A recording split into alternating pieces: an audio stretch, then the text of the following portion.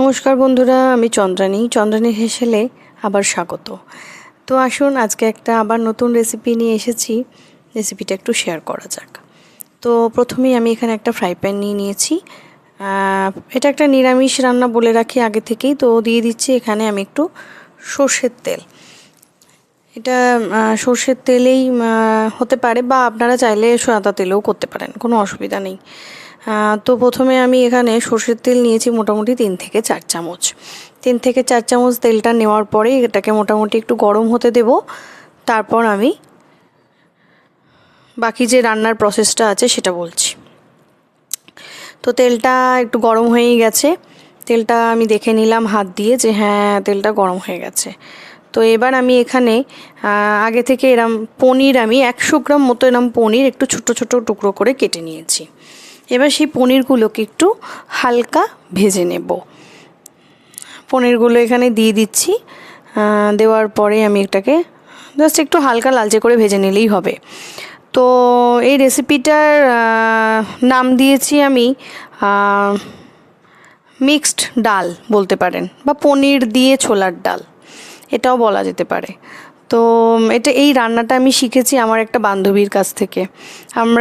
আমার ছেলে যেখানে ক্যারাটে করে, তো সেখানে আমরা সব মায়েরা বসে থাকি, যতক্ষণ আর কি ওদের ক্যারাটে ক্লাস হয় ততক্ষণ আমরা গল্প করি। তো সেই গল্প করতে করতেই ওই বান্ধবীটা একদিন এই রান্নাটার কথা বলেছিল। তো তারপর ওর কাছ থেকে রেসিপিটা নিয়ে আমার মনে হলো যে এটা একটু বানানো যাক। আমাদের তো নিরামিষের দিন কী খাবো এই নিয়েই খুব মুশকিল হয়ে যায়। তো ভাবলাম যে এরম একটা রেসিপি করলে বাড়ির সবাই মনে হয় খুশি হবে এবং খাবেও, কারণ পনির তো সবাই খায় মোটামুটি আমার বাড়িতে। খালি আমার শ্বশুরমশাই পনির খেতে চান না। তো তাকে পনিরটা বাদ দিয়েও এই রেসিপিটা কিন্তু আমি দিয়েছিলাম এবং সে কিন্তু খেয়েছিল। মানে শ্বশুরমশাই পনির খালি না থাকলেই হলো, তাহলেই হবে। তো যাই হোক, এবার পনিরগুলো তো ভাজা হয়ে গেছে আমার অলরেডি। এবার আমি এখানে যে বাকি সবজিগুলো আছে সেগুলো এবার একটু ফ্রাই করব। তো এখানে আমি সবজি নিয়েছি ফুলকপি, গাজর আর আলু। ঠিক ওরকমই ছোট ছোট টুকরো টুকরো করে কেটে নিয়েছি। আপনাদেরকে দেখিয়ে দিচ্ছি, দেখুন। গাজরটাকেও একটু ডুমো ডুমো করে কেটেছি, আলুটাকেও একটু ডুমো ডুমো করে কেটেছি। এবার আমি আবার এগুলোকে একটু ভাজা ভাজা করে নেব। দিয়ে দিলাম হালকা হাতে। তো ওই রেসিপিটা আমাদেরকে একদিন করে খাইয়েও ছিল। সত্যি খেতে সত্যি খুব ভালো হয়েছিল, তাই ভাবলাম যে আজকে আপনাদের সাথে একটু শেয়ার করা যাক। শেয়ার করলে আপনাদেরও ভালো লাগবে, কারণ নিরামিষের দিনে একটা রেসিপি যদি পাই আমরা, আমার তো ভীষণ আনন্দ হয়। কারণ হচ্ছে যে কি রান্না করব নিরামিষের দিনে খুব মুশকিল হয়ে যায়। তো যাই হোক, এখানে একটু নুন অ্যাড করে দিয়েছি স্বাদ মতো, আর দিয়ে দিয়েছি হলুদ 1 চামচ। এবার দিচ্ছি লঙ্কা গুঁড়ো 1/2 চামচ, আর এবার দিলাম একটু জিরে গুঁড়ো 1/2 চামচ, আর ধনে গুঁড়োও দিয়ে দিচ্ছি 1/2 চামচ মতো। এবার মিশ্রণটাকে একটু তেলের সাথে নাড়াচাড়া করে নেব, হালকা হালকা করে একটু ভাজা ভাজা করে নেব জাস্ট আর কি। খুব একটা বেশি কিন্তু ভাজা ভাজা হবে না। এরম একটু নাড়াচাড়া করে নিচ্ছি। তাতে কী হয়, যে সবজির কাঁচা গন্ধটা সেটা চলে যাবে, তাই জন্য। তো সেটুকু করতে যতটুকু টাইম লাগবে, তো যেটা বলছিলাম, বন্ধুটা এই রান্নাটা আমাদেরকে করে খাইয়েছিল এবং আমার বেশ ভালো লেগেছিল। এটা কিন্তু লুচি, পরোটা বা রুটি যার সাথে ইচ্ছা খান, বেশ ভালো লাগে। এবার দিয়ে দিলাম নুন পরিমাণ মতো, আর একটু সামান্য পরিমাণে নুন লাগতো, তাই নুন দিয়ে দিয়েছি। এবার দিয়ে দিচ্ছি সানরাইজের শাহি গরম মশলা।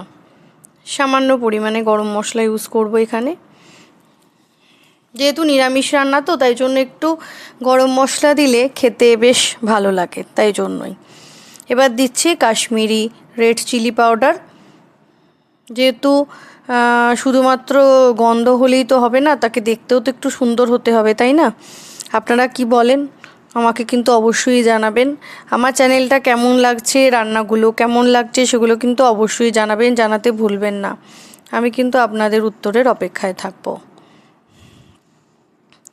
এরম ভালো করে একটু কষিয়ে নেব মশলাটার সাথে সবজিগুলোকে, যাতে সবজিগুলোর যে কাঁচা গন্ধ সেটা কিন্তু আর যেন না থাকে। তো এবার দিয়ে দিচ্ছি আমি এখানে একটু আদা থেতো করে রেখেছিলাম, সেই আদা থেতো করা জলটা এখানে অ্যাড করে দিয়েছি। আদাটাকে জাস্ট আমি একটু ক্রাশ করেছি, আপনারা চাইলে এখানে বাটাও ইউজ করতে পারেন, কোনো অসুবিধা নেই। আবার একটু কষিয়ে নেব। যেহেতু জলটা দিলাম তার কারণ হচ্ছে যে মশলাগুলো না বেশিক্ষণ কষতে থাকলে একটু পুড়ে যাওয়ার সম্ভাবনা থাকে, কিন্তু যদি একটু জল দিয়ে সামান্য কষা হয় তাহলে কিন্তু আর ওই পোড়ার সম্ভাবনাটা থাকে না এবং বেশ ভালোভাবে তরকারিটা মানে সবজিগুলোর সাথে মিশিয়েও যায়। তো একটু ফুটবে, ফোটার পরে আমি এখানকার মেন যে ইনগ্রিডিয়েন্টস মানে এই রান্নাটার সবথেকে এটাই হচ্ছে বৈশিষ্ট্য, এখানে আমি একটু ছোলার ডাল ইউজ করেছি। ছোলার ডালটাকে আমি আগে থেকে সেদ্ধ করে নিয়ে তারপর ছোলার ডালটা এখানে ইউজ করব। আপনাদেরকে দেখিয়েও দেবো যে ছোলার ডালটা আমি যখন ইউজ করছি। এবার ছোলার ডালটা কিছুই করিনি, খালি জাস্ট প্রেশারে একটা সিটি মেরে নিয়েছি। এখানে মোটামুটি 200 গ্রাম মতো ছোলার ডাল আছে। এবার ছোলার ডালটাকে আমি অ্যাড করে দিলাম। ছোলার ডালটা কিন্তু আরেকটা জিনিস খেয়াল রাখবেন, যেন ডালটা পুরোপুরিভাবে মিশে না যায়, একটু হালকা দানা দানা থাকবে। হালকা দানা দানা থাকলে তবেই কিন্তু রান্নাটা খেতে বেশ ভালো লাগবে। আশা করি ভালো লাগছে। ভালো লাগলে চ্যানেলটিকে সাবস্ক্রাইব করবেন, লাইক বাটনে ক্লিক করবেন এবং কমেন্ট করতে কিন্তু অবশ্যই ভুলবেন না। আমি আবার আসবো নতুন নতুন রেসিপি নিয়ে আপনাদের সাথে শেয়ার করার জন্য। তো ততক্ষণ একটু চাপা দিয়ে এটাকে ফুটতে দিয়েছিলাম। তো বন্ধুরা এখন দেখিয়ে দিচ্ছি চাপাটা খোলার পর তরকারিটা কিন্তু এখন পুরো ফুটছে ভালো করে। এবার আমি এখানে একটু ধনেপাতা এবং কাঁচা লঙ্কা ইউজ করব। একটু ধনেপাতা কুচি দিয়েছি আর তার সাথে একটু কাঁচা লঙ্কা কুচি দিয়েছি। বাড়িতে ছোট বাচ্চা থাকার জন্য অল্প পরিমাণে আমি ঝাল ইউজ করেছি, আপনারা চাইলে কিন্তু বেশি পরিমাণে ঝাল ইউজ করতে পারেন। আমি এখানে কাঁচা লঙ্কাটাকে একটু চিড়ে দিয়েছি, আপনাদেরকে সেটা দেখিয়েও দিলাম। এবার কাঁচা লঙ্কা আর ধনেপাতা কুচি দিয়ে তারপর আবার খানিকক্ষণ এটাকে আমি চাপা দিয়ে ফুটতে দেব, তাহলেই কিন্তু আমার রেসিপিটা রেডি হয়ে যাবে সার্ভ করার জন্য। এটা কিন্তু একদম মাখা হবে না, আবার একদম ঝোলও থাকবে না, মানে মাঝামাঝি একটা ব্যাপার হবে, কারণ রুটি দিয়ে খাওয়ার জন্যই আমি বানিয়েছিলাম এটাকে আমার রাত্রেবেলা ডিনারের জন্য। এটা লুচির সাথে খেতেও খুব ভালো লাগে। এবার আমি দিয়ে দিচ্ছি এখানে 1 চামচ মতো ঘি, যেহেতু নিরামিষ রান্না তাই এখানে একটু ঘি ইউজ করেছি। ঘিটা দেওয়ার পর আবার একটুখানি নাড়াচাড়া করে দেব, যাতে ঘিটা সমস্ত ব্যাপারটার সাথে মিশে যায়। তো যেটা বলছিলাম, আমি না শ্বশুরমশাইকে পনির দিইনি, কিন্তু বাকি এই ডাল সবজি দিয়েছিলাম, তিনি কিন্তু ভালোভাবেই খেয়েছিলেন। কাজে আপনারা চাইলে এইভাবেও রান্নাটা করতে পারেন।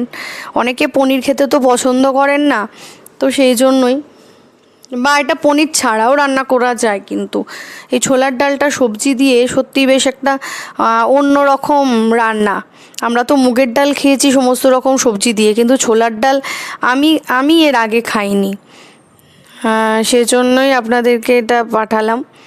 আশা করি ভালো লাগবে, আর ভালো লাগলে কিন্তু অবশ্যই জানাবেন। তো এবার আমি একটা বাটির মধ্যে এটাকে সার্ভ করে দেব।